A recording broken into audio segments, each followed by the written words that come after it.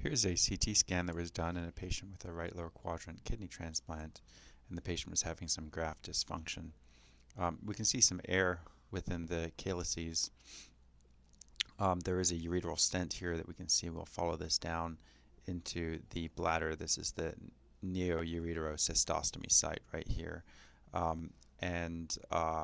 The other thing that we see here is here's the iliac artery on the right that's partially calcified, but right adjacent to that we see this collection here.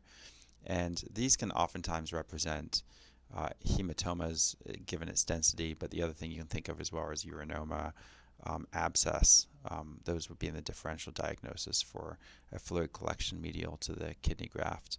The other thing that we have to start thinking about, though, is if this is a hematoma, this is different from a hematoma that may be lateral to the kidney graft. Something medial to the kidney graft, you start worrying about arterial breakdown and extrarenal pseudoaneurysms or rupture of the anastomotic site or of the renal artery can happen post-transplant. So oftentimes we recommend that these patients get a contrast-enhanced CT just to be able to evaluate that.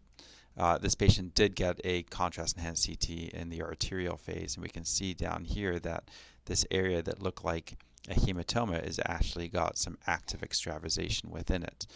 Here's your external iliac artery, here's the renal artery right here, and we can see coming off of that there's this kind of bilobed collection here that's taking up contrast, and so this is a pseudoaneurysm of the extrarenal renal artery.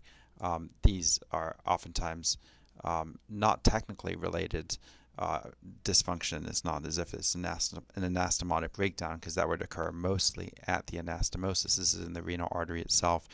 This can be seen in the setting of infection, and this patient did end up having fungal disease within the renal hilum that led to the development of this pseudoaneurysm.